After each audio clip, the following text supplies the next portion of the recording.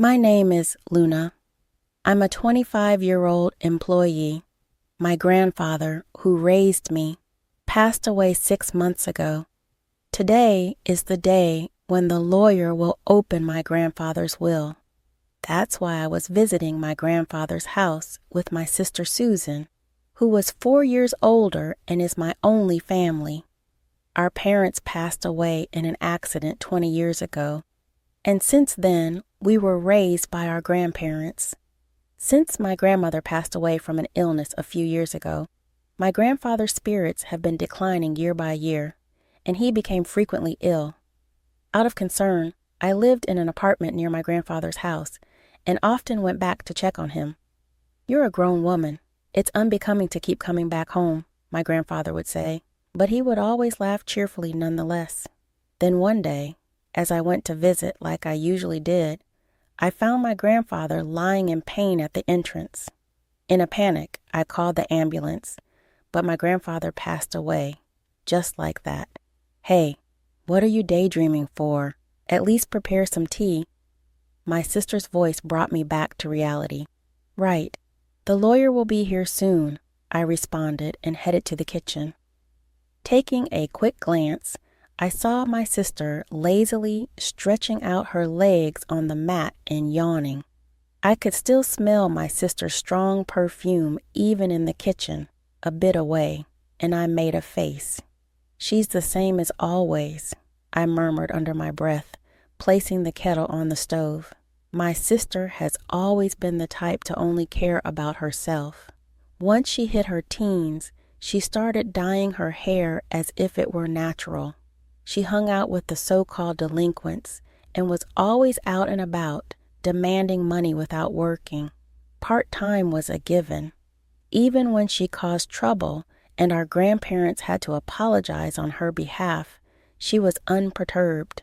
I, being the quiet one, often had to deal with the fallout. She doesn't seem to have changed much even after becoming an adult. She doesn't have a stable job and seems to just be drifting around while working part-time. I knew she had been asking our grandfather for money whenever I wasn't around. It was easy to imagine that she would have found this all too troublesome if it weren't for the inheritance. "Ah, you must be the lawyer. Thanks for coming today." I heard my sister's high-pitched formal voice, indicating that the lawyer had arrived. I hurriedly placed tea leaves into the teapot and headed towards the entrance. "Thank you for coming today." I had met the lawyer at the funeral. His eyes were as kind as my grandfather's. A lawyer's badge shone brightly on his chest. After offering incense in front of my grandfather's portrait, he took a sip of the tea I served and then took out my grandfather's will. It was entrusted to him by my grandfather while he was still alive. The content was as follows. My elder sister Susan was to inherit $20 million in cash, and I, the younger daughter, was to inherit this house and the land it sits on. Upon hearing this, my sister burst out laughing. $20 million in cash for the elder daughter and only an old house for the younger one? How hilarious. It's just right for someone as plain as you. "It's not just the house. There's also the land," I retorted, to which my sister laughed snidely. "Huh? The value of this land in such a God-forsaken place is hardly surprising. Ah, I would have preferred cash, I guess. Grandpa must have had a soft spot for me after all. I can't deny that I am a bit shocked. I suppose my grandfather wanted me to protect his beloved house and land where he spent his life with my grandmother. Huh, a house and land. That's pretty awesome, isn't it?" Brian, my boyfriend, exclaimed in surprise after hearing my story. I shook my head, implying it's not as great as it sounds. "Not really. My sister inherited $20 million in cash. That's more impressive." I felt a sense of emptiness saying it out loud. Even though I was being modest, verbalizing it felt like an acknowledgement. "Wow, beautiful and have money now. She's the more morose, the better victory." I shot Brian a side glance for his insensitive comment. Realizing his gaffe, he joked, "Your comfort means more to me than money, Luna." Brian has been my boyfriend since I started working. We met at a social event, and being of the same age, we clicked well. I've introduced him to my grandfather and my sister. While he hasn't proposed yet, I have been considering marriage. Today was our first date in a while, and I ended up telling Brian about my inheritance. I suppose it was because I thought he would become my husband someday. I had no idea I would come to regret this. A few days later, I was visiting the family home I had inherited from my grandfather. I had intended to clean and sort out my grandfather's belongings. The property was large, but the house was modest. I figured I could manage it on my own and looked around the house, pondering. It's close to my workplace. Maybe I should move here. Living here leisurely with a cat doesn't sound too bad. There would be no rent to pay, and while there might be maintenance costs for deterioration, I have been working hard and saving, so it shouldn't be a problem. Maybe someday with Brian. Feeling embarrassed at the thought, I shook my head vigorously. I rolled up my sleeves to begin cleaning. Just then, I received a call. My sister's name appeared on my smartphone screen. "Sis, what's up?" "Hey, Luna, having fun all by yourself in that old house?" My sister seemed to be drunk. She always had a unique way of extending her words. But today, it was particularly bad. "Since you're drinking, aren't you? It's still afternoon," I pointed out with a sigh, to which she exaggeratedly sighed back. "Oh, you're such a Miss Goody Two-Shoes." I was right. She had been drinking. "I was thinking about moving here eventually," I answered my sister's question, hoping to end the conversation quickly. "Really? I'm enjoying a suite in a luxury hotel right now." My sister raised her voice in a somewhat exaggerated way. "Guess who I'm with right now?" "I have no idea." "Boring. It's that kind of attitude that'll make Brian dislike you." "What?" "I'm sorry, Luna." I was flabbergasted when Brian's voice took over the line. The sudden intervention of Brian threw me off balance. Dizzying question marks popped up in my head, but I resented my imagination. At this point, a disgusting imagination had been completed in my head. "Surprised, huh?" My sister's mean-spirited voice chimed in. "Ever since you introduced him to me, I thought Brian was quite a catch." She rattled off boastfully about how she had been attracted to Brian since I introduced him, how she knew where he worked because of me, and how she had approached him as soon as he left work. He came along readily when she asked. He told her that she was hundreds of times more attractive than me. I listened in stunned silence. "Luna, I'm really sorry." The next voice I heard was Brian's again. "Tell me it's a mistake." As I tried to utter words that wouldn't come, he spoke again. "As a man, I had to take this opportunity." "What?" "I do feel bad about it, but come on, it's impossible to resist a beautiful woman who has $20 million, right?" The way he spoke, as if asking me to understand, drained my emotions away. I felt a cold sensation, like my blood was being drained from me. "You know what? I don't need a man like you." At my words, I could hear my sister laughing uproariously in the background. The voice on the phone changed back to my sister. "Well, that's how it is. And from now on, let's not consider ourselves sisters, okay? I wouldn't want you turning to me just because you're broke." With those words, she ended the call. Overwhelmed by emotions that had lagged behind, all I could do was cry out. 5 years have passed since then. I had a cat in my lap, dozing off in front of my laptop. The cat was also purring contentedly in sleep. Today is my day off, but there is still a bit of work left from what I brought home. Oh no, this won't get the work done. I felt guilty, but I had to move the cat off my lap, Just as I reached out, my phone started to ring. An unfamiliar number was displayed on my smartphone.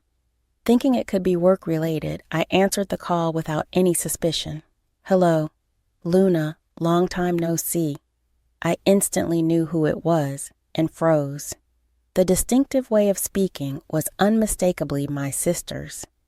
"It's you, Luna, isn't it? I can tell just from your initial hello.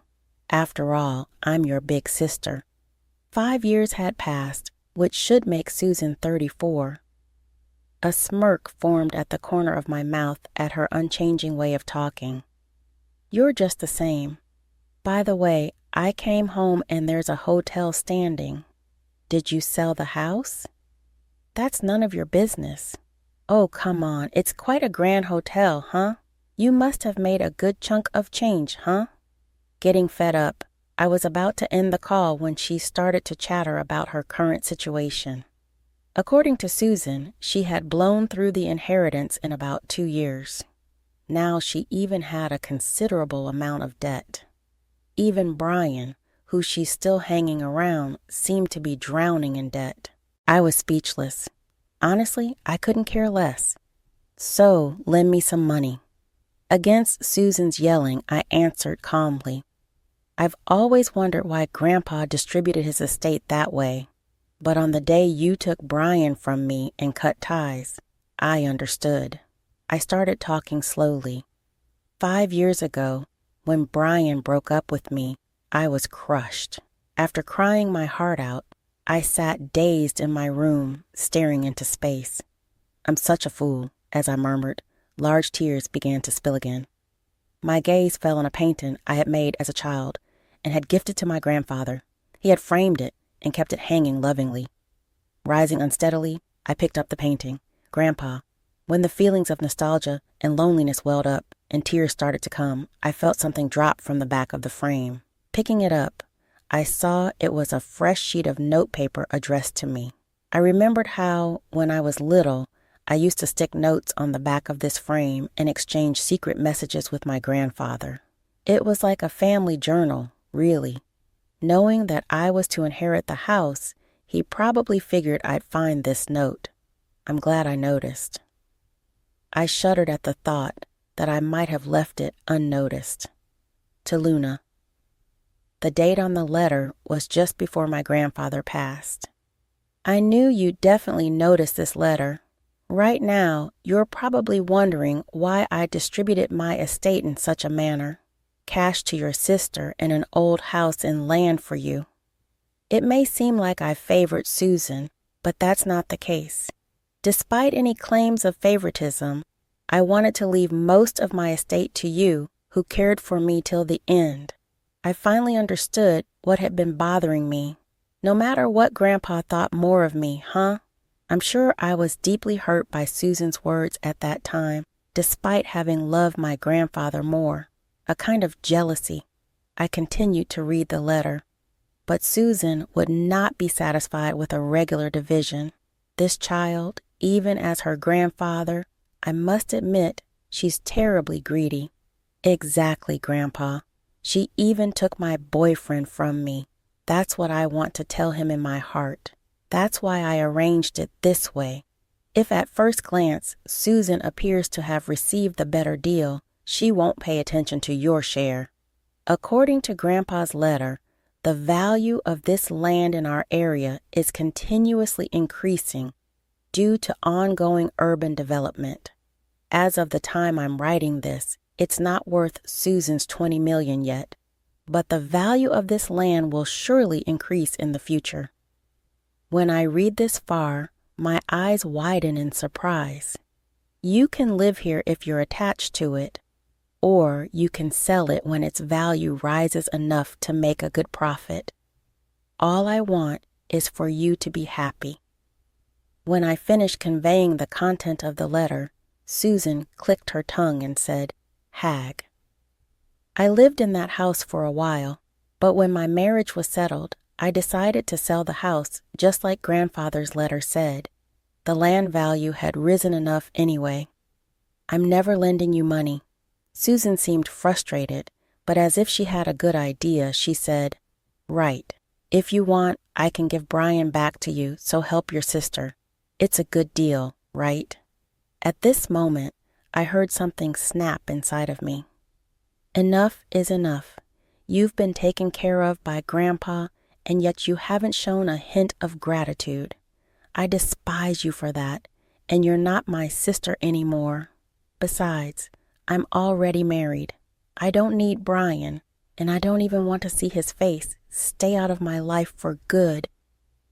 I said what I needed to say and hung up. I quickly set up call blocking, and my cat on my lap was cowering on the bed. I quickly picked up my cat and said, "I'm sorry." After that, it seems Susan contacted Brian, and they both stormed into our old house. Did they try to return Brian to me? There's a respectable inn there now, but they must have misunderstood something and were shouting that they were my relatives, even though I just sold the land and had nothing to do with it. It's simple for those two. I sold the land and an inn was built, so I must be the owner of the inn. Of course, the staff reported it to the police. The two of them were arrested because they had destroyed several items in the inn. Furthermore, it was discovered that they had been committing marriage fraud for money in the past. It seems they'll be sent to prison together. I was also questioned by the police, but I was able to prove that I had no involvement quickly as we were estranged and were released. As my husband, who came to pick me up, and I were walking through the station, we heard screaming and turned our gaze. There were Susan and Brian, who looked completely different. Fortunately, they didn't notice us. Both of them had messy hair, worn-out clothes, and looked nothing like the two people I remember, especially Susan, who never skipped her makeup and fashion and looked even more different. They were probably being moved into a different location. My husband and I silently locked lips as we stood there watching my two beautiful boys dance away, a little downtrodden. I took his hand and we left the police station. "Are you okay?" My husband is always considerate and gave me a gentle gaze. "I'm okay. I have you and this little one." I patted my rather prominent belly as well, smiled back. A new addition to our family is being created in my belly. There is one thing more valuable than money. That and what I hope to show our child, with my husband by my side.